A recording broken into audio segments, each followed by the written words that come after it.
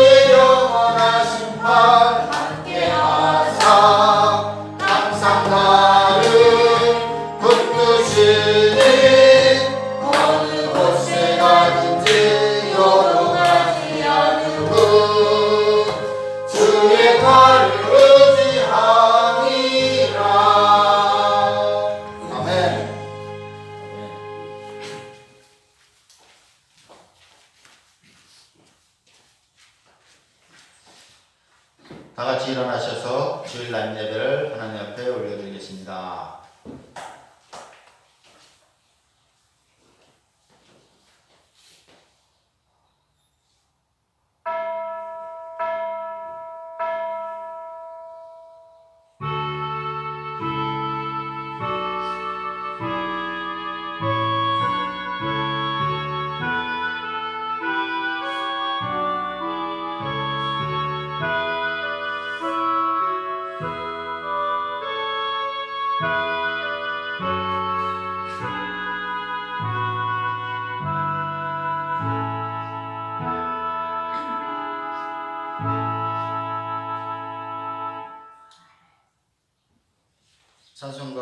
6장 찬양 드리겠습니다.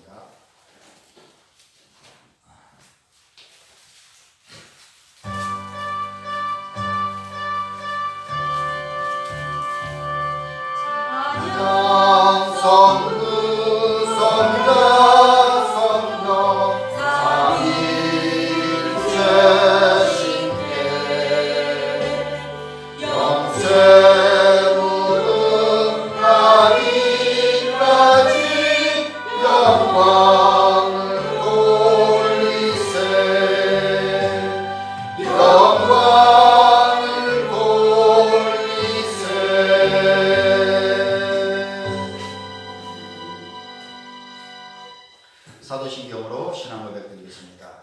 전능하사 천지를 만드신 하나님 아버지를 내가 믿사오며 그 외아들 우리 주 예수 그리스도를 믿사오니 이는 성령으로 잉태하사 동정녀 마리아에게 나시고 본디오 빌라도에게 고난을 받으사 십자가에 못 박혀 죽으시고 장사한 지 사흘 만에 죽자 가운데서 다시 살아나시며 하늘에 오르사 전능하신 하나님 우편에 앉아 계시다가 저리로서 산자와 죽은 자를 심판하러 오시리라. 성령을 믿사오며 거룩한 공예와 성도가 서로 교통하는 것과 죄를 사하여 주시는 것과 몸이 다시 사는 것과 영원히 사는 것을 믿사옵나이다. 아멘.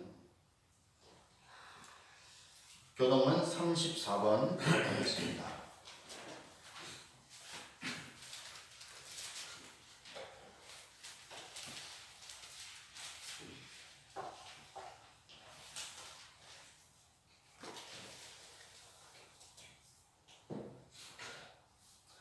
지혜를 얻은 자와 명철을 얻은 자는 복이 있나니 이는 지혜를 얻는 것이 은을 얻는 것보다 낫고 그 이익이 정금보다 나음이니라. 지혜는 진주보다 귀하니 너희의 사모하는 모든 것으로 이에 비교할 수 없도다. 그 우편선에는 장수가 있고 그 좌편선에는 부귀가 있나니 그 길은 즐거운 길이요 그 첩경은 다 평강이니라. 지혜는 그 얻은 자에게 있으니라. 지혜를 가진 자는 복되도다. 여호와께서는 지혜로 땅을 세우셨으며 명철로 하늘을 굳게 펴셨고 그 지식으로 해양이 갈라지게 하셨으며 공중에서 이슬이 내리게 하셨느니라. 내 아들아 완전한 지혜와 근신을 지키고 이것들로 내 눈앞에서 떠나지 않게 하라. 대저 여호와는 너희의 의지할 자시라. 네 발을 지켜 걸리지 않게 하시리라. 아멘. 자리에 앉으셔서 찬송가 32장 찬양 드리겠습니다.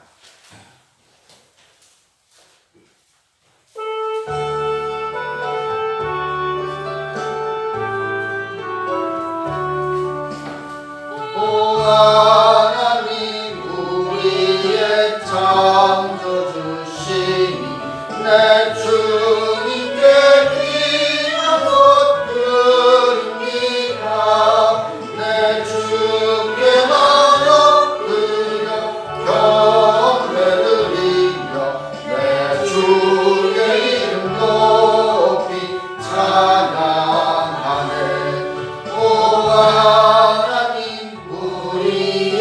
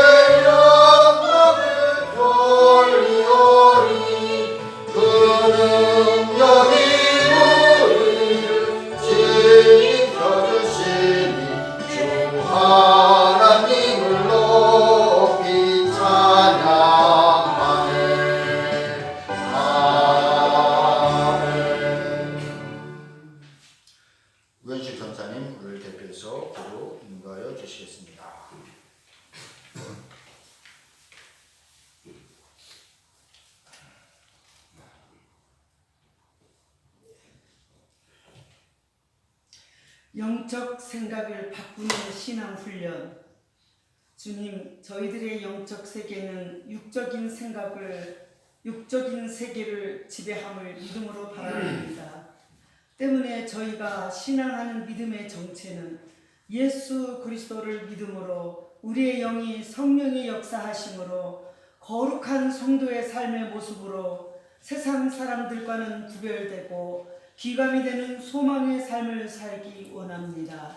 주님, 신앙의 훈련소인 몸된 교회에서 말씀과 기도와 섬김과 순종으로 성도로의 모든 영역에서 먼저 예배드림이 바로 서고 피차 사랑 안에서 인격적인 화목이 존중되어야 할 줄로 압니다. 주님, 저희들이 인생 여정 그 가운데 개입하시고 우리의 마음 공간 안에 영적인 요소들로 생각과 꿈과 언행의 영역들이 하나님의 생각을 닮아 변화되기를 원하고 계심을 믿음으로 바라봅니다.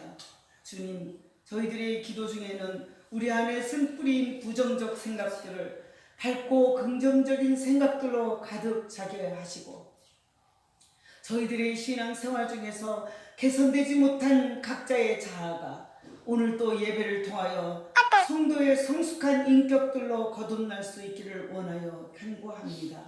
사람은 자기가 만나는 사람에 의해서 삶의 질도 가치관도 변화될 수 있습니다.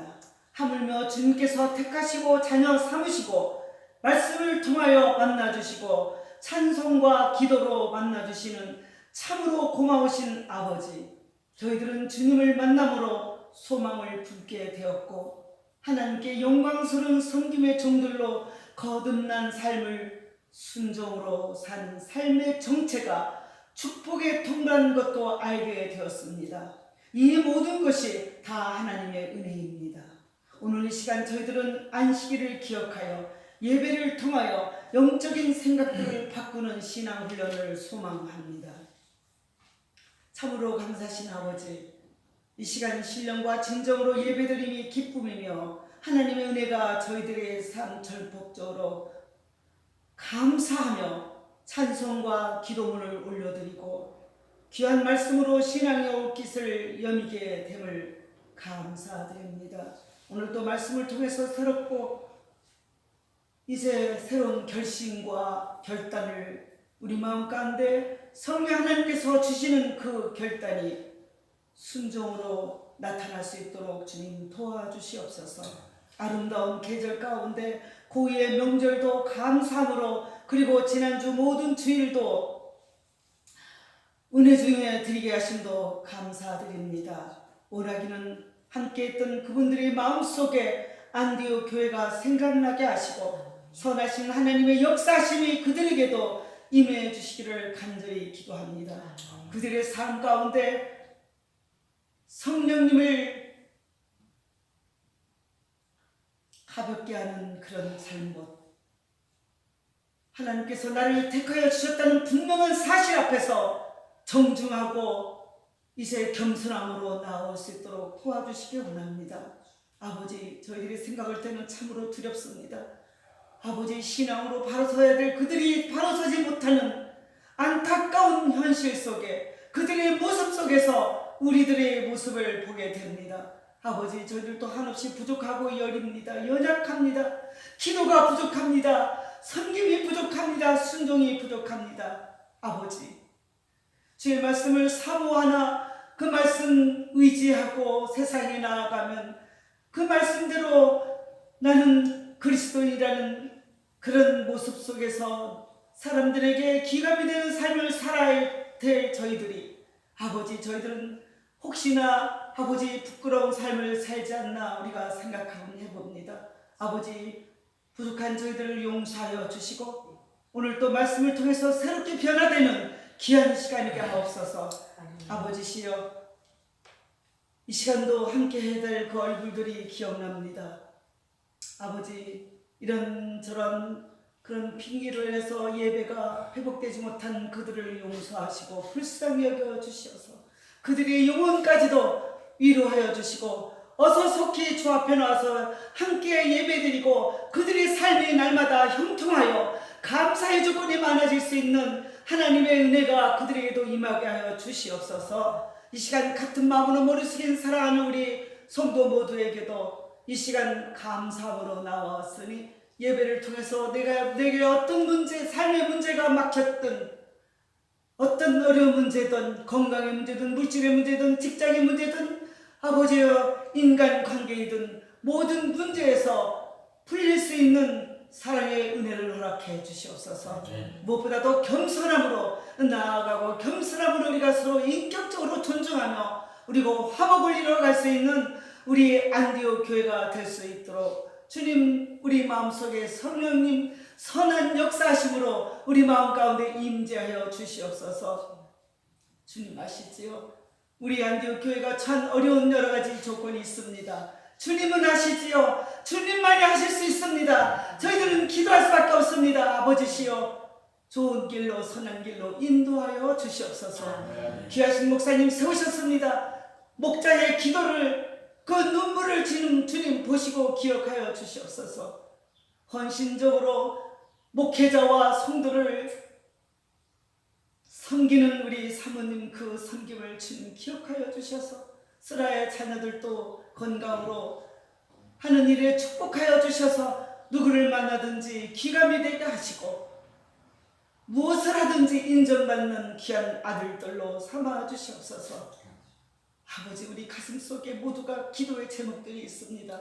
아직도 응답되지 못한 거 있으면 내가 잘못입니다. 제게 문제가 있다는 것을 우리가 깨달아 알게 하여 주시고 바로 구하지 못한 거 있들랑 이 시간 회개하게 하시고 아버지 저희에게 은혜 주셔서 지혜 주셔서 아버지 하나님 저희들에게 바로 간구하고 응답을 소망을 허락해 주시옵소서. 예배 시종을 주님께 부탁합니다. 순서를 통하여서 하나님 영광 받으시옵소서. 감사드리며 해가 저물 때까지 주님 저희 언행 심사를 조심하고 사랑 안에서 화목을 이루어갈 수 있는 오늘 하루가 되게 하여 주시옵소서. 부족한 여식 간과하지 못한 것까지라도 주님이시여 다 기억하시고 주님 이루어 줄 줄로 믿사오고 감사드리며 구하라 주심하고 약속하신 예수 그리스도 이름 의지하여 감사하며 기도드렸사옵나이다. 아멘.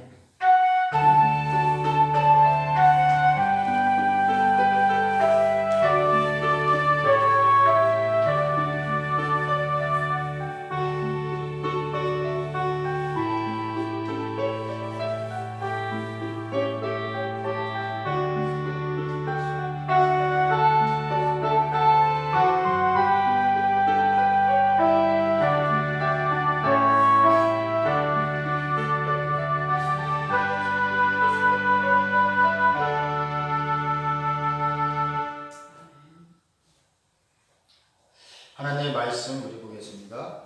출애굽기 20장 18절부터 26절입니다. 우리 신백택 집사님 앞에서 읽어해 주시겠습니다. 성경 봉독하겠습니다. 출애굽기 20장 18절부터 26절의 말씀입니다. 뭇 백성이 우레와 번개와 나팔 소리와 산의 연기를 번지라. 그들이 볼 때 떨며 멀리 서서 모세에 이르되 당신이 우리에게 말씀하소서. 우리가 들리니이다. 하나님이 우리에게 말씀하시지 말게 하소서. 우리가 죽을까 하나이다. 모세가 백성에게 이르되 두려워하지 말라. 하나님이 임하심은 너희를 실험하고 너희의 경외하며 멈지치 않게 하려 하시느니라. 백성은 멀리 서 있고 모세는 하나님이 계신 흑암으로 가까이 가니라. 여호와께서 모세에게 이르시되 너는 이스라엘의 자손에게 이같이 이르라. 내가 하늘로부터 너희에게 말하는 것을 너희 스스로 보았으니 너희는 나를 비켜서 은으로나 금으로나 너희를 위하여 신상을 만들지 말고 내게 토단을 쌓고 그 위에 내 양과 소로 내 번제와 화목제를 드리라. 내가 내 이름을 기념하게 하는 모든 곳에서 내게 임하여 복을 주리라. 내가 내게 돌로 제단을 쌓거든 다듬는 돌로 쌓지 말라. 내가 정으로 그것을 쪼면 부정하게 함이니라. 너는 층계로 내 제단에 오르지 말라. 내 하체가 그 위에서 드러날까 함이니라. 아멘.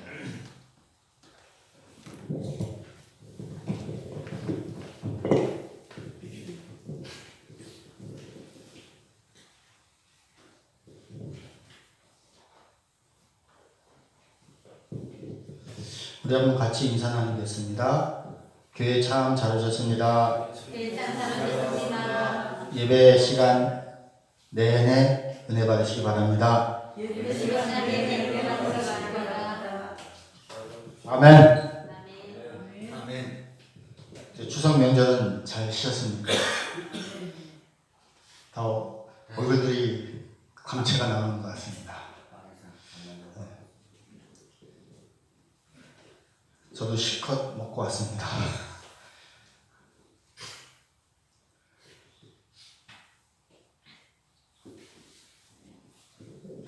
오늘은 십계명을 이제 마치고 그 이후에 이제 십계명에 대해서 더 세부적으로 이제 설명하는 그런 사항 본문들을 가지고 이제 말씀을 선포하고자 합니다.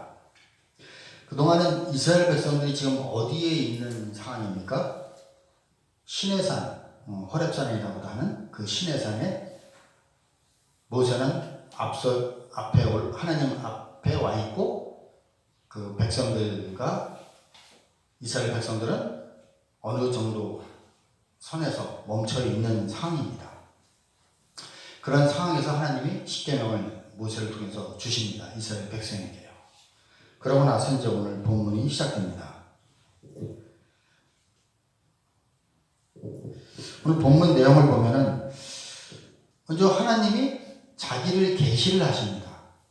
이걸 이제 현이라고 그러죠. 신이 직접 자기를 뭔가 나타내는 것을 현현이라고 하는데 오늘 보니까 뭐로 나타내냐면은 우레와 번개와 나팔소리와 산의 연기로 하나님을 계시를 합니다. 지금 그 호렙산에서 하나님이 십계명을 주고 있고 백성들은 갑자기 우레와 천둥, 번개, 그 다음에 나팔소리, 산에 막 연기하니까 뭔가 이건 엄청난 거예요. 이건 하나님이 아니면 초자연적인 현상이 아니면 일어날 수가 없어요. 초월적인 분이 하지 않으면 일어날 수가 없는 현상을 보게 됩니다. 그래서 하나님에 대해서 생각을 하게 됩니다. 그러면서 이스라엘 백성들이 어떻게 되냐면 보면서 떨었다고 합니다. 보면서 떨면서 무서운 거예요. 두려움이 드는 거예요. 그러면서 모세에게 그렇게 말을 합니다. 우리는 무서워서 두려워서 가까이 가면은 뭔가 죽을 것 같다. 당신이 하나님의 말씀을 듣고 우리한테 대신 전해달라. 이렇게 얘기를 하는 거죠. 모세가 그렇게 얘기를 합니다. 백성에게. 두려워하지 말라. 하나님은 너희를 시험하고 너희로 경외하여 범죄하지 않게 하려 하십니다. 너희로 시험한다는 거죠. 하나님에 대해서. 그리고 경외하게, 두렵게. 두려움의 대상이고 존경의 대상이고 공경의 대상이라는 거예요. 그리고 범죄하지 않게 하려고 하나님이 너희에게 나타난 것이라고 합니다. 그리고 이제 백성은 이제 그들을 잊고 모세만 하나님 앞으로 가는데 흑암이 있었다는 거죠. 하나님이 계신 가운데 그 밑에는 구름이 덮여 있어서 흑암이 있었다는 겁니다. 그러고 나서 하나님이 모세에게 말씀을 해주시는데 첫 번째 말씀이 제단에 관한 것입니다. 제단이라는 것이 무엇입니까? 성전에서 이스라엘 백성들은 그 당시 이제 성전에서 아직은 이제 성전이 지어지지 않았지만 앞으로 있을 가나안 땅에 들어가서 하나님을 모실 하나님께 제사할 그 제단에 대해서 먼저 하나님이 말씀을 해주십니다. 뭐라고 말씀해 주십니까? 은이나 금이나 너희를 위하여 신상을 만들지 말고. 그럼 우리 제2계명에 나왔던 얘기죠. 10계명 중에 2계명. 다시 이제 설명을 하는 거죠. 내게 토단을 쌓고 단을 쌓으라는 겁니다. 돌단을보다도 토단을 먼저 말씀을 하십니다. 그리고 양과 소로 번제와 화목제를 드리라. 번제는 완전히 태우는 거예요. 소나 양이나 제물을 드리면은 가죽을 벗기고 완전히 태워버립니다. 그게 번제예요. 그래서 이 번제의 의미는 하나님에 대한 감사의 의미가 있습니다. 두 번째로는 하나님에 대해서 헌신하는 헌신의 의미에 드리는 것이 번제입니다. 그 다음에 본문에 보니까 또 무슨 제를 드리려고 합니까? 화목제를 드리려고 합니다. 화목제라는 것은 감사의 의미로 드리게 됩니다. 감사의 의미로 드리게 되는데 이때는 재물을 다 태우지 않아요. 내장이나 기름 같은 것만 태우고 이 제사를 드리고 난 고기를 제사장한테 어느 정도 몫을 주고 거기에 그 화목제를 드린 그 당사자, 항상 제사를 드릴 때는 예배를, 그러니까 제사를 드릴 사람이, 감사하는 사람이, 만약 제가 하나님 앞에 제사를 드린다 하면은 그 제물의 머리에다가 제가 손을 해서 안수를 해요. 내 죄가, 하여튼 나에 대한 것이 이 제물을 통해서 그대로 하나님한테 드려진다는 것입니다. 그런 의미가 있습니다. 그래서 번제로 불을 태우는 것은 나를 태우는 거예요. 그런 의미예요. 내가 정말 하나님 앞에 태워서 이 번제에 드리는 것을 레위기에서는 여호와께 드리는 향기라고 합니다. 나를 태워서 하나님 앞에 향기를 드린다는 거예요. 그런 번제, 화목제.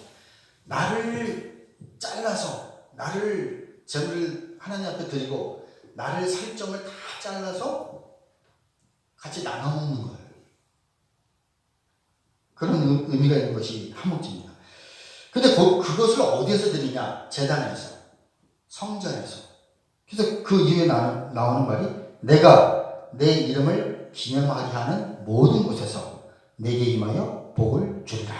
이렇게 말씀을 하십니다. 그리고 25절, 26절은 그 당시 이제 가나안에 다른 신들을 섬기는 어떤 풍습, 그것을 그 문명을 따라하지 말라는 의미입니다. 돌로 제단을 쌓거든 돌을 정으로 쪼개지 말라. 그 당시 문명은 이 정을 가지고 신상을 만드는데, 우상을 만드는데 정으로 돌을 쪼개서 만들었어요. 그래서 하나님은 그것을 너무 싫어하시기 때문에, 신상을 싫어하시기 때문에 하지 말라는 거죠. 또 우리가 지금도 남아있는 실제 역사지만 우르라는 곳에 아브라함이 태어났던 곳이 우르지 않습니까? 우가리트라고 하는 그런 높은 제단이 있어요. 그들의 그 이방신에게 드리는 그런 제단이 있어요. 그 제단은 높은 층계로 되어 있어요. 그 제사장은 거의 겉옷만 입고 벌거벗은 상태입니다. 그런 이방인의 어떤 문명, 풍습, 풍조 이런 것들 하나님이 싫어해서 25절, 26절은 그거를 이제 의미하는 뜻을 하지 말라는 그런 의미입니다. 그래서 하나님이 모세에게 또 이스라엘 백성에게 이렇게 말씀을 해주셨어요. 그럼 이 말씀 과연 오늘 우리에게는 어떻게 적용이 되어야 되고 우리는 어떻게 이 말씀대로 살아가야 될 것인가가 가장 중요하겠죠. 먼저 처음 하나님이 나타나셨어요. 우레와 번개와 나팔소리와 연기로. 과연 우리가 신앙생활을 하면서 하나님이 나에게 나타나셔서 꿈이든 아니면 뭔가 어떤 사건을든 아니면 말씀으로든 분명히 한 번씩은 겪어보셨을 거예요. 똑같은 말씀이고 그전에는 이렇게 귀담아 듣지 않고 그렇게 집중해서 신경 쓰면서 듣지 않은 말씀이 갑자기 어느 때 그냥 확 나한테 충격적으로 오는 경우가 있습니다. 하나님이 나타나신 거죠. 자기에게. 그리고 어떤 사건이 있어요. 내 주변에서 일어나는 사건들이 있어요. 때로는 안 좋은 사건, 때로는 좋은 사건, 교통사고가 나는 경우도 있고, 아니면은 갑자기 남편이 승진하는 경우도 있고, 갑자기 사업이 그냥 예상치 않은 어떤 바이어한테 큰 오다를 받는 경우도 있고. 근데 그 가운데서 하나님이 일하심이 있다는 것이 확 느껴질 때가 있어요. 그때 하나님이 나타나신 거겠죠. 근데 어떨 때는 하나님이 두려움의 대상으로 나타날 때가 있어요. 어떨 때가 그렇습니까? 내 죄가 있을 때, 내 죄가 뭔가 드러나는 것 같을 때. 우리가 잘 아는 종교개혁가 루터가 있지 않습니까? 루터는 모르는 사람이 없을 거예요. 믿지 않는 사람조차도. 어느 날 비 오는 날 친구랑 길을 가다가 깜깜한 밤중에 갑자기 천둥번개가 내려치는데 그 자리에서 무릎 꿇고 하나님 이 죄를 용서하소서. 그 회개했다는 그런 일화가 있습니다. 우리는 하나님이 우리한테 어떤 모양과 모습으로 나타났을 때, 아, 하나님이 살아계시구나. 기쁨도 느낄 수 있지만 두려움도 분명히 존재합니다. 그 두려움의 배후에는 우리의 죄성이 있다는 것이죠. 우리의 죄 때문에, 그 죄 때문에 하나님이 두려울 수밖에 없는 거예요. 하나님을 알수록, 하나님이 더 보일수록 우리는 하나님을 두려워할 수밖에 없는 존재라는 것이죠. 그래서 이스라엘 백성은 너무나 두려웠어요. 왜 두려웠을까요? 지금까지 출애굽해서 하나님이 그 많은 기적과 이적을 베풀었는데도 불구하고 지금 이스라엘 백성들의 수준은 어디입니까? 원망이에요. 뭐가 부족하면 원망. 우리도 신앙생활 잘하는데 뭔가 안 좋은 일이 생기면 원망하지 않습니까? 하나님은 아직도 모르는 거죠. 하나님은 아직도 알지 못하는 거죠. 그저 하나님은 내가 좀 조종하는 신이었으면 좋은 거죠. 한국 교회의 어떤 문제점을 지적할 때 어느 학자가 이런 말을 했습니다. 자판기 신앙이라고. 자판기는 내가 돈 집어넣은 만큼 나와요. 사발면값 1,000원 넣으면 사발면 하나 나오고, 콜라값 800원 넣으면 콜라가 나옵니다. 왜 자판기 신앙이라고 하냐면, 내가 하나님 앞에 이 정도 했으니까 하나님 이 정도는 나한테 주셔야죠. 이런 신앙을 자판기 신앙이라고 합니다. 근데 저는 거기에다 덧붙여서 뻥튀기 신앙을 말씀을 하죠. 뻥튀기 신앙. 우리가 요새는 쌀을 잘 버리나 옥수수 잘 안 튀기지만 가끔가다 우리 동네에서는 좀 튀기는 것 같아요. 요만큼 집어넣으면은 압력과 불에 의해서 압력과 열과 해가지고 나중에 그걸 딱 개방했을 때 뻥 하면서 이만큼 튀겨지지 않습니까? 솔직히 저도 그런 마음이 들어요. 하나님, 제가 요만큼 했는데 하나님 이만큼 주셨으면 제가 정말 신앙생활 잘할 것 같아요. 아멘. 그런데 하나님이 주셨어요. 근데 신앙생활 잘할 것 같습니까? 이 죄는 절대로 그렇게 사람을 그렇게 만들지 않습니다. 자기가 해서 하나님이 자기 뜻대로 조정이 된다 싶으면은 그 다음부터는 자기 마음대로 살아가고 싶은 것이 우리 죄가 가진 인간의 본성입니다. 그래서 이 두려움을 많이 느낄수록, 죄에 대해서 인식을 많이 할수록, 아, 내가 정말 죄인이구나. 정말 나는 하나님 앞에 어쩔 수 없는 죄인이구나. 하나님 십계명을 주셨어요. 십계명을 쫙 살펴보는데 나는 이 계명자 한 가지도 지킬 수 없는 죄인이구나.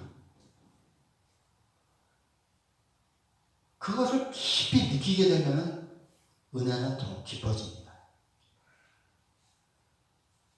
이스라엘이 그 은혜를 깊이 체험할 수 있는 것이 호렙산이었습니다. 구약의 신의 산 호렙산, 이스라엘 백성이요. 그럼 우리 신앙에 있어서는 어디일까요? 예수 그리스도가 못 박히신 십자가 아래서 우리는 가장 큰 은혜를 느낄 수가 있어요. 내 죄를 가장 인지할 수 있는 곳이 십자가입니다. 그 십자가를 점점 더 깊이 알아가시기를 주님의 이름으로 축원합니다. 그리고 백성들은 두려움과 무서움 속에서 누구를 의지합니까? 지금 여기에서는요. 모세를 의지하죠. 모세가 여기서 예수 그리스도를 예표하는데 중보자의 예표가 나옵니다. 중보자 예수 그리스도. 무엇을 중보해 줍니까? 첫 번째는 죽음을 해결해 줄 중보자라는 거죠. 누구도 죽음을 해결해 줄 수 있는 사람이 없습니다. 근데 이스라엘 백성들은 죽을 것 같아요. 왜 죽을 것 같습니까? 거룩이라는 초월적인 앞에 있으면은 죽음입니다. 그죠? 죽음밖에는 없습니다. 완전히 흠이 없는 거룩하신 분 앞에, 정말 신성이신 그분 앞에 우리가 서게 되면 죄를 가진 사람은 죽음이라는 것밖에 없습니다. 그래서 우리가 십자가를 거치지 않으면 우리는 계속 죽음 가운데서 살아가는 거예요. 십자가를 통과해야만, 예수 그리스도로 인해서 십자가를 통과해야만이 우리는 죄에서 자유로울 수가 있습니다. 그 은혜를 깊이 깨닫기를 주님의 이름으로 축원합니다. 신약에 와서 죽음과 부활을 우리에게 알려주신 사건이 있습니다. 어떤 사건입니까? 나사로 사건입니다. 우리 요한복음 11장 한번 찾아보겠습니다. 요한복음 11장 38절.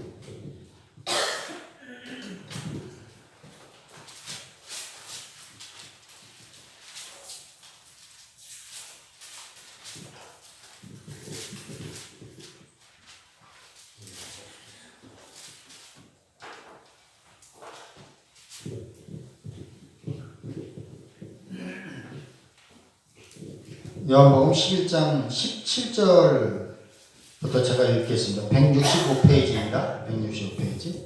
예수께서 와서 보시니 나사로가 무덤에 있은지 이미 나으리라.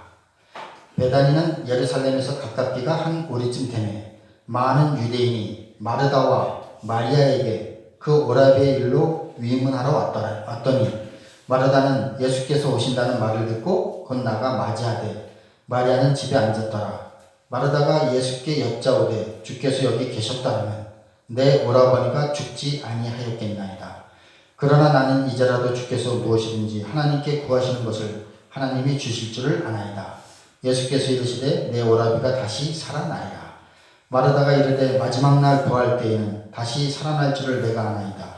예수께서 이르시되 나는 부활이요 생명이니 나를 믿는 자는 죽어도 살겠고 무릇 살아서 나를 믿는 자는 영원히 죽지 아니하리니 이것을 내가 믿느냐.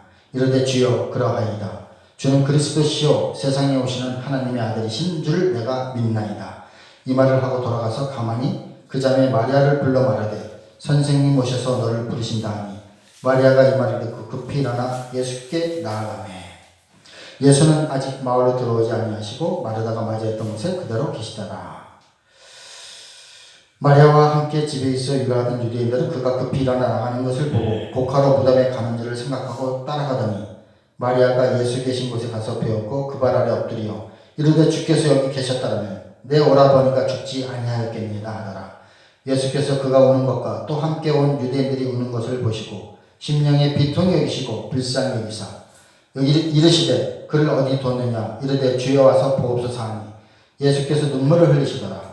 이에 유대인들이 말하되 보라 그를 얼마나 사랑하셨는가 하며 그중 어떤 이는 말하되 맹인의 눈을 뜨게 한 이 사람이 그 사람은 죽지 않게 할 수 없었다냐 하더라. 이에 예수께서 다시 속으로 비통히 여기시며 무덤에 가시니 무덤이 구리라 돌로 막았거늘 예수께서 이르시되 돌을 옮겨 놓으라 하시니 그 죽은 자의 눈이 마르다가 이르되 주여 죽은 지가 나흘이 되었으니 벌써 냄새가 나나이다. 예수께서 이르시되 내 말이 내가 믿으면 하나님의 영광을 보리라 하지 아니하였느냐 하시니 돌을 옮겨놓으니 예수께서 눈을 들어 우러러보시고 이르시되 아버지여 내 말을 들으신 것을 감사하나이다. 항상 내 말을 들으시는 줄을 내가 알았나이다. 그러나 이 말씀 하옵는 것은 둘러선 무리를 위함이니 곧 아버지께서 나를 보내신 것을 그들로 믿게 하려 함이니이다.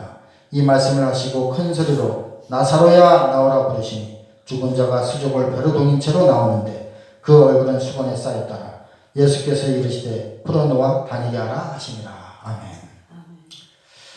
죽은 자를 살리실 분은 예수 그리스도밖에 없으신 거죠. 그래서 그리스도는 오직 우리의 중보자입니다. 우리의 죽음의 두려움을 해결하실 수 있는 분은 오직 그리스도밖에 없으십니다. 죄로 태어나서 죄 가운데 사는 우리는 예수 그리스도 그 십자가의 그 은혜를 깨닫지 못하고 십자가를 통과하지 못하면 우리는 계속 죄에 머물러서 죄의 종으로 살 수밖에 없습니다. 하지만 저나 여러분이나 예수 그리스도를 믿고 그 십자가에 달리신 예수 그리스도를 믿음으로 말미암아 죄의 종에서 의의 종으로 바뀐 신분이 되었던 것입니다. 이 은혜가 우리의 죄를 우리가 깊이 자각할 때 더 깨달아질 줄을 믿습니다. 예수님은 항상 두려워하지 말라 그 말씀을 하십니다. 우리가 잘 아는 신약의 사건 중에 베드로가 물 위를 걸었다가 빠진 사건이 있습니다. 예수님이 이제 산상수훈을 하시고 말씀을 전하시고 많은 무리들에게 이제 좀 쉬시려고 먼저 제자들을 배를 태워서 보냈어요. 근데 배가 한 바다 가운데 있는데 예수님이 바다를 걸어서 갈릴리 바다죠. 갈릴리 호수라고도 하고 갈릴리 호수를 걸어서 오시는 거예요. 밤에 깜깜한 밤에. 그러니까 제자들이 보고 유령인 줄 알고 뭔가 좀 두려워하고 있는데 예수님이 그러시죠. 나니 안심하라. 두려워하지 말라. 그래서 거기에 또 수제자이면서도 뭔가 나서기 좋아하는 베드로가 주님이시면 나를 명하사 무리를 걷게 하여 주옵소서. 예수님이 뭐라고 하십니까? 오라! 그럼 베드로가 무리를 걸어서 예수님께로 갑니다. 그러다가 주위를 둘러봅니다. 주위를 둘러보니까 뭐가 있습니까? 깜깜한 밤, 깊은 바다, 풍랑이 있고 그 다음부터 빠져가는 거죠. 우리가 예수님만 바라봤을 때만 우리의 두려움이 해결될 수가 있습니다. 우리의 근심, 우리의 걱정, 이 모든 것이 누구를 통해서 해결됩니까? 우리의 중보자 예수 그리스도를 통해서만 해결이 될 수 있다는 것입니다. 안심하라 나니 두려워하지 말라. 이 말씀은 진리예요. 진리의 말씀이에요. 진리의 말씀은 그대로 이루어져요. 그래서 예수님이 베드로가 저도 좀 무리를 걷고 싶어요 했더니 오라 했어요. 그냥 걸었어요. 왜냐하면 진리이기 때문에. 하나님의 말씀은 진리이기 때문에요. 진리는 거짓이 아니에요. 하나님의 말씀은 그 믿음에 의해서 그대로 다 이루어진다는 거예요. 그래서 우리 사랑하는 성도 여러분들이 한번 그런 믿음을 가져봤으면 좋겠어요. 예수님은 분명히 우리한테 오라 그러세요. 두려워하지 말라. 뭐해서? 우리 삶의 모든 영역에서 일어나는 우리를 불이하게 하고 우리를 불안하게 하고 우리를 걱정하게 하고 우리를 염려하게 하고 이런 모든 것들에서 예수님이 벗어나라. 나에게로 오라. 가면 돼요. 주변 상황 보지 마십시오.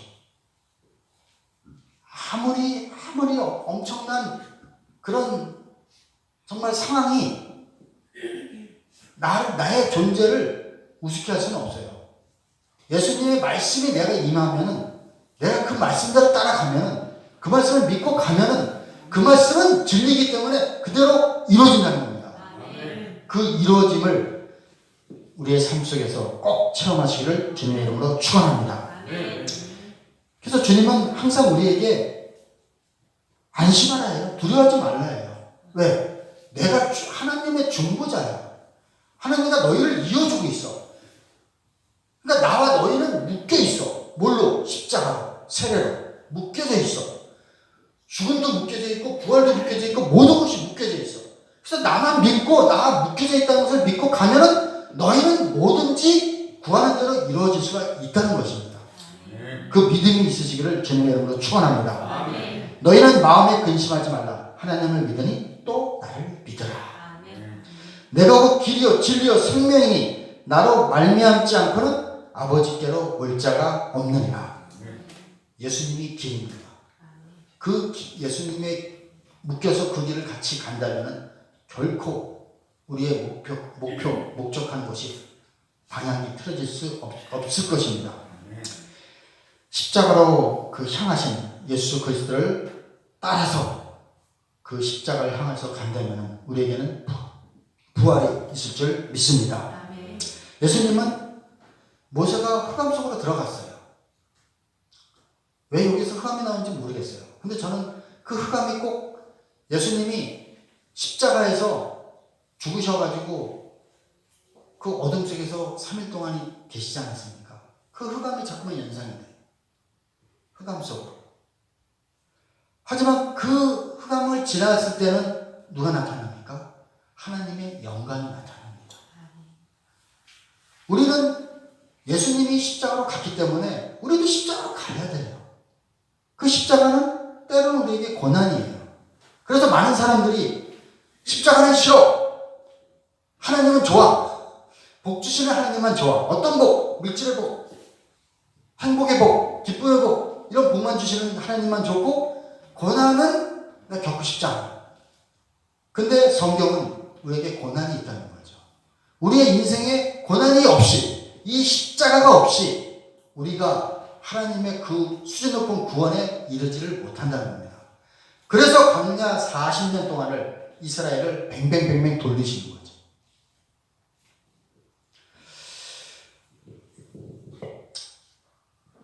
중보자 예수 그리스도, 그 그리스도를 통해서 우리의 구원이 더 수준 높은 구원으로 완성되어질 줄을 믿습니다.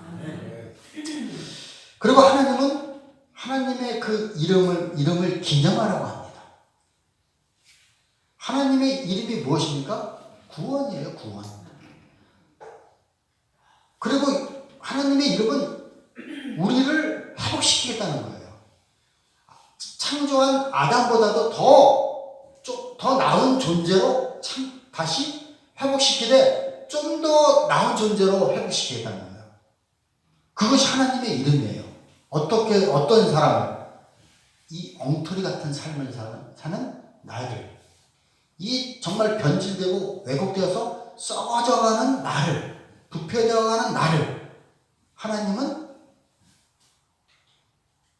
아담보다도 더 나은 사람으로 회복시켜주면 이게 얼마나 엄청난 우리의 자랑거리입니까, 사실은. 우리 믿지 않는 사람들한테 그런 정말 어깨 의시되고 자랑해야 돼요. 나는 예수 믿었더니 아파트가 2채가 생겼습니다. 이게 자랑이 아니에요. 우리의 복은 그것이 복이 아니에요. 우리의 명예는 아담보다 더 나은 존재로 되어진다는 것이 그 명예입니다. 근데 그것을 어디를 통해서 주시겠다고 합니까? 성전을 통해서 주시겠다고 합니다. 하나님이 있는 곳, 하나님이 머무는 곳, 하나님의 이름을 기념하는 곳, 성전. 그리고 그것에 하나님이 임재하시겠다는 겁니다. 우리가 수요 예배 때 역대상을 하고 열왕기상을 했는데 거기 8장에 보면은 열왕기상 8장에 보면은 솔로몬이 성전을 다 이제 완공하고 나서 낙성식을 합니다.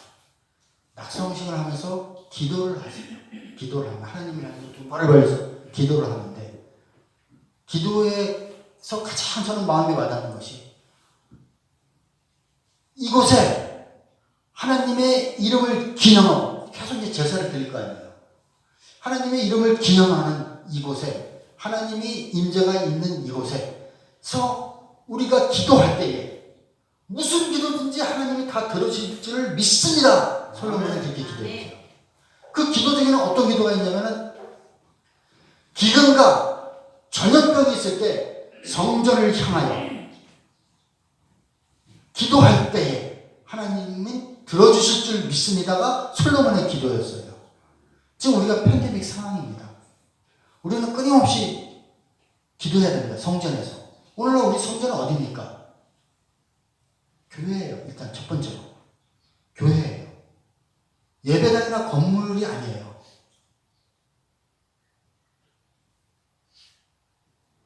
우리의 믿음의 선배는 그런 말을 했어요. 감히 하나님을 예배당 안에, 건물 안에 가둘 수 있느냐. 아무리 그냥 높고 휘황찬란하고 번쩍번쩍하는 건물일지라도 하나님은 가둘 수 있는 존재가 아니라는 거죠. 근데 우리는 너무나 보여지는 것에, 외적인 것에, 외식적인 것에 미혹되죠. 성전이라는 것은, 지금 성전이라는 것은 첫 번째는 교회예요. 교회가 그만큼 중요해요. 성전의 역할을 하고 있는 것이 교회예요. 그래서 우리는 교회에 와서 주일날 예배를 드릴 때 여기서 내살을 다 잘라내는 거예요. 나를 내장까지 기름까지 다 짜서 불태워버리는 거예요. 그리고 제단에 내 피를 다 뿌리는 거예요. 예수 그리스도의 피로 완전히 적셔지는 거예요. 그 감격이 교회에서 예배 때 있어야 되는 겁니다. 예배당이 중요한 게 아니에요. 교회 시스템이 중요한 게 아니에요. 내가 이 주일날 교회에 와서 예배 드리는 가운데에 정말 내 죄, 이 어찌할 수 없는 이 죄에 대해서 나를 살려주신, 나를 죄 중에서 의의 종으로 바꿔주신 그 예수님의 그 사랑과 하나님의 은혜를 생각하면서 내 그 죄를 다 찢어내는, 내 죄를 다 태워버리는 그런 심정으로 예배를 드리는 거죠. 그것이 진정한 성전의 역할입니다.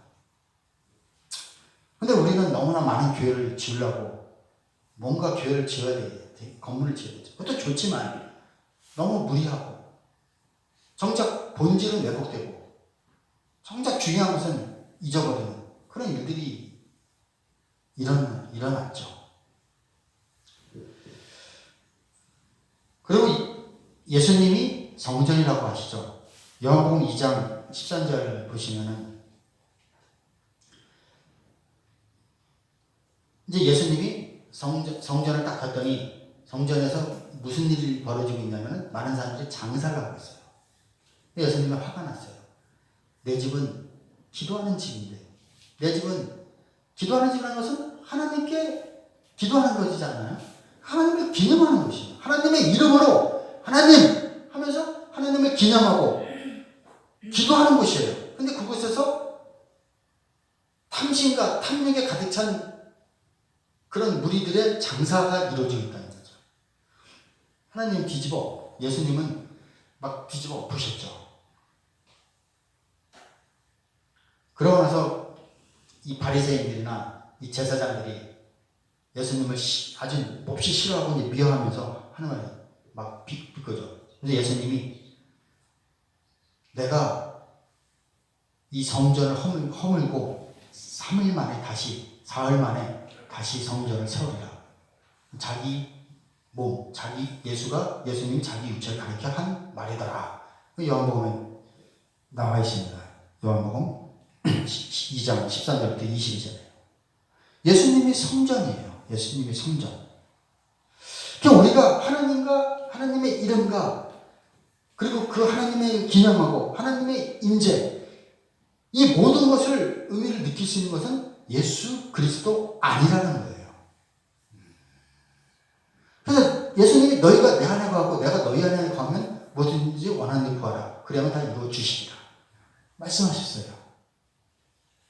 우리가 예수 그리스도 안에서 있을 때만이 하나님의 능력이 나타나는 것이죠. 하나님의 능력이 나타났을 때 우리는 복을 받는 거예요. 하나님의 능력이 임하면 우리는 그 자체가 복이라는 것이죠. 그게 어디에서? 예수 그리스도 안에서. 성전이신 예수 그리스도 안에서. 우리가 그 안에 있고 그 안에 예수님이 계시면, 우리 안에 예수님이 계시면 우리는 예수님과 묶여서 하나님의 능력이 우리로부터 나올 수 있다는 겁니다. 아멘. 믿어지십니까? 아멘. 믿어지시길 바랍니다. 아멘.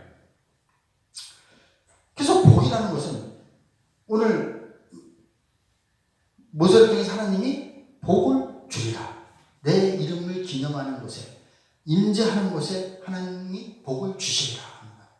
복은 두 가지 복이 있을 수가 있어요. 하나는 재물의 복이죠. 물질적인 복이죠. 이거는 일반 은총이고, 또 하나님이 특별하게 어떤 사람한테 재능과 은사를 주셔서 그 사람은 사업을 하면 사업 하나마다 잘 돼요. 그렇게 복을 주셨어요. 또 일반 은총은 뭡니까? 열심히 우리가 정직하게 땀을 흘리면은 우리가 그 소산물을 먹고 살 수가 있어요. 하나님이 주신 복이에요. 근데 우리는 오늘 이 본문에서는 영적인 복을 더 말씀을 합니다. 영적인 복. 어떤 복입니까? 우리가 잘 아는 팔복이 있죠. 마태복음 5장에 나오는 1장부터 10절까지 5장 1절부터 10절까지 나오는 팔복이 있죠. 복이에요. 천국이 너희 것이라. 심령이 가난한 자. 심령이 가난한 자, 완전히 영적으로 파산한 상태예요. 온유한 자, 남한테 큰 소리 못 치고 사는 자, 그냥 눈치만 보면서 사는 자, 긍휼히 여김 받는 자, 남이 불쌍하게 여기서 도와주지 않으면 살아갈 수 없는 자, 죄인을 얘기합니다. 엉터리 같은 삶을 살고 있는 우리를 얘기하는 거예요. 정말 죄 가운데서 어찌할 수 없고 죽을 수밖에 없는 우리 존재에 주님이 오셔서 우리가 예수 그리스도를 믿고 그 십자가를 지나 예수 안에서 살게 될 때 우리에게는 복이 옵니다. 어떤 복이 옵니까? 그냥 기뻐요. 예수 잘 믿는 사람 보십시오. 아무리 환경이 저게도 항상 기뻐요. 낙심하지 않아요. 절망하지 않아요. 그리고 자기가 재능이 있어서 많은 부를 갖추게 되면 남을 도와줘요. 자기가 받은 만큼 남한테 해줘요. 그것이 하나님의 공의예요. 하나님의 의고. 내가 많이 가져서 이걸 가지고 남을 압박하고 남을 통치하고 남을 내 마음대로 끌어가려고 하는 것이 아니라 하나님이 나에게 이거 주셨으니 하나님의 것이니 나도 하나님을 위해서 쓰겠습니다. 내가 도와줄 수 있는 사람에게 내 이웃에 가서 쓰겠습니다 하는 것이 하나님이 주신 복이에요. 우리가 이런 복을 알 때 우리한테 나타나는 것이 있습니다. 우리한테 다른 것이 있습니다. 교회가 세상과 다름이 있습니다. 어떤 다름이 있습니까?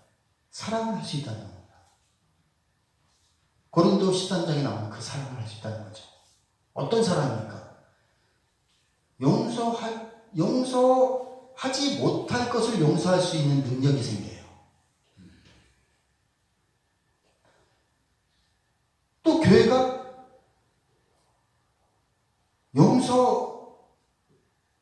저 사람은 정말 교회 나오면 안 될 사람조차도 수용할 수 있는 능력이 생겨요.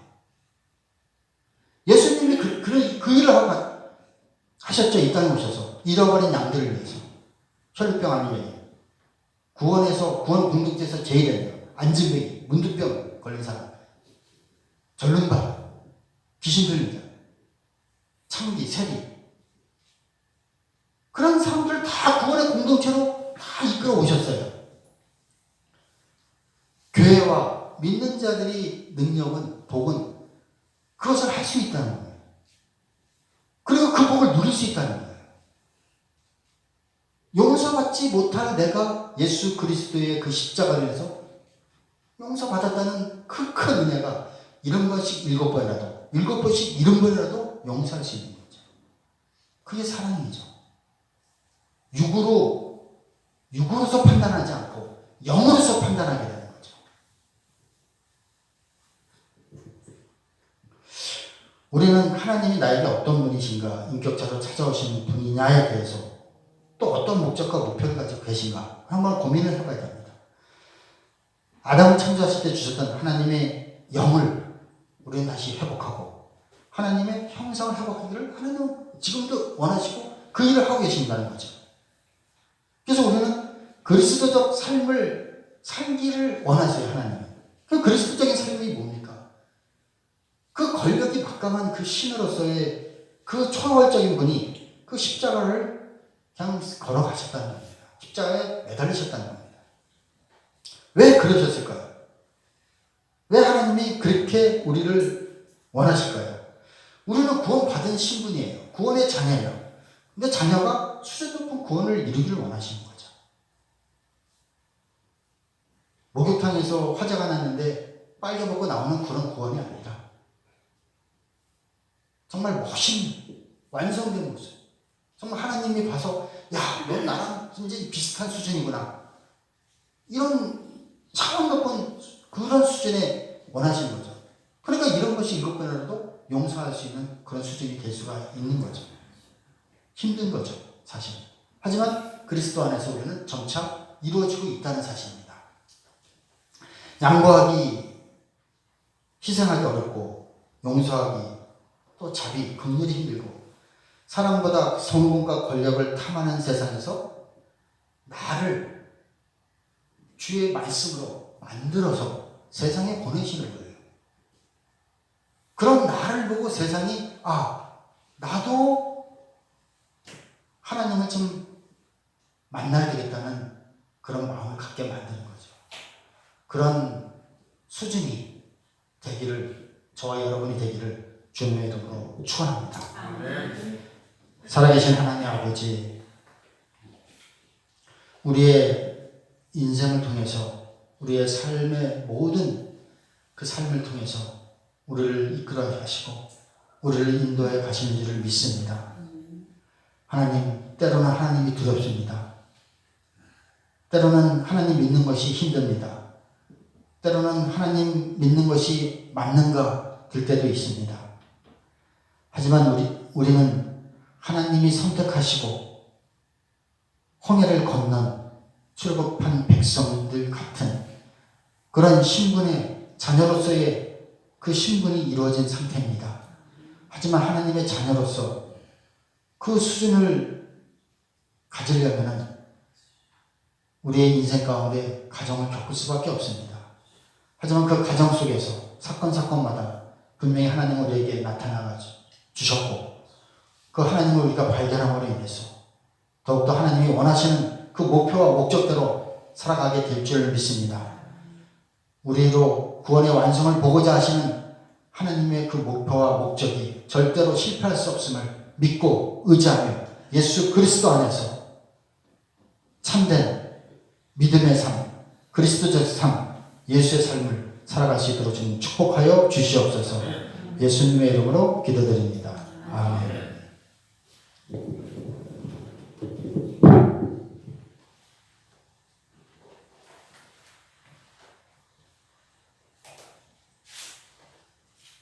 찬송가 434장 찬양 드시면서 준비하신 음을 하나님 앞에 올려드리겠습니다.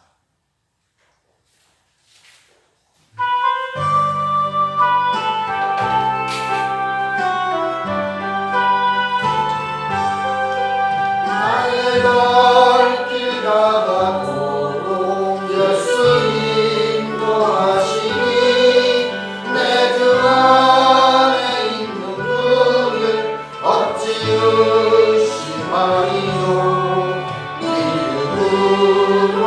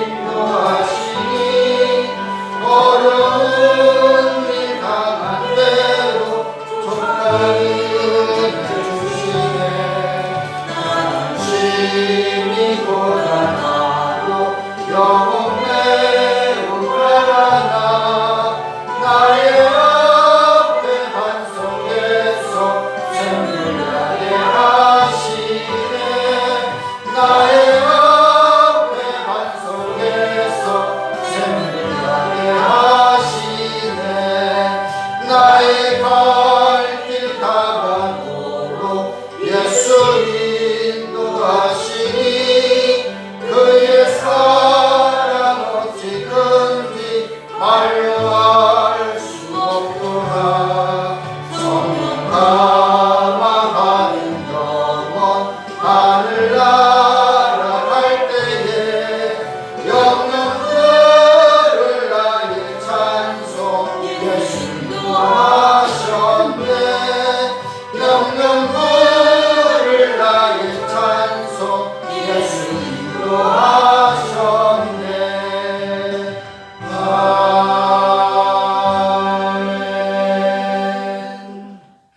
아멘.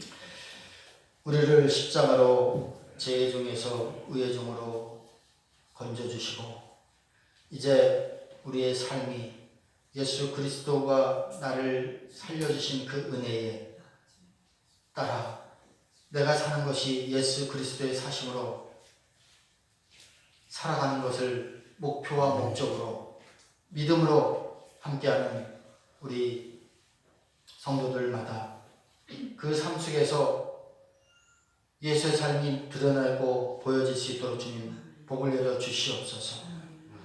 우리의 모습을 보고 세상 사람들이 다름을 느끼게 하는 복을 주시옵소서. 또한 우리의 삶 속에서 우리로 채워주시는 그 하나님의 능력과 은사와 재능을 따라 우리의 삶이 더욱더 풍성해지고 우리가 돌아볼 이웃들을 돌아볼 수 있는 그 능력도 복을 더하여 주시옵소서.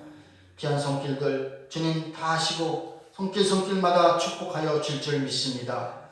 예수님의 이름으로 기도드리옵나이다. 아멘.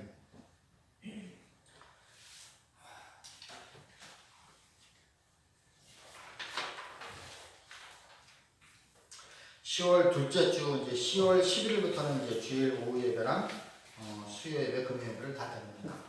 아시고 참석하시면 되겠습니다. 다 같이 일어나셔서 57장 찬양 드리겠습니다.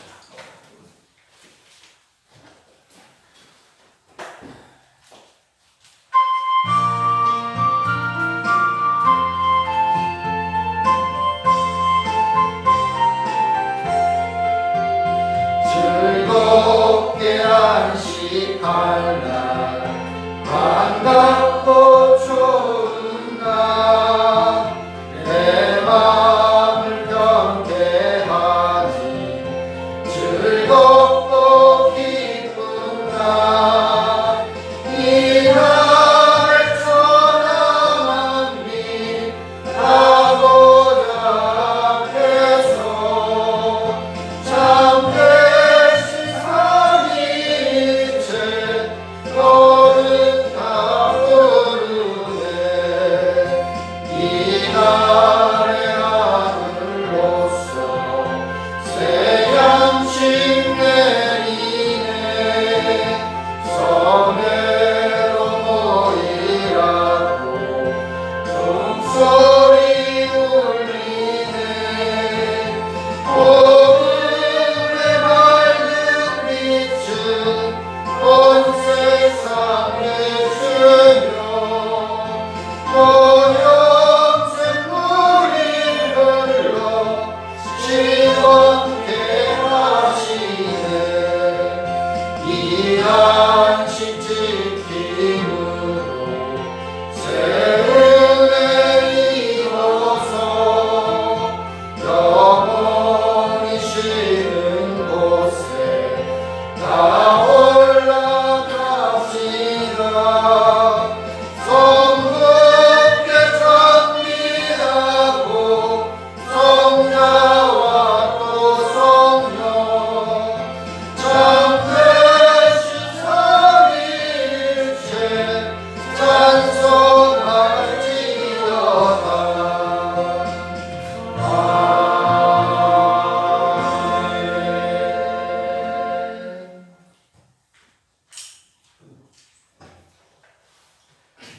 이제는 우리 주 예수 그리스도의 은혜와 하나님의 극진하신 사랑과 성령님의 감동감화 교통하심이 오늘부터 거룩한 예배를 드리고 하나님의 자녀로 이 땅에서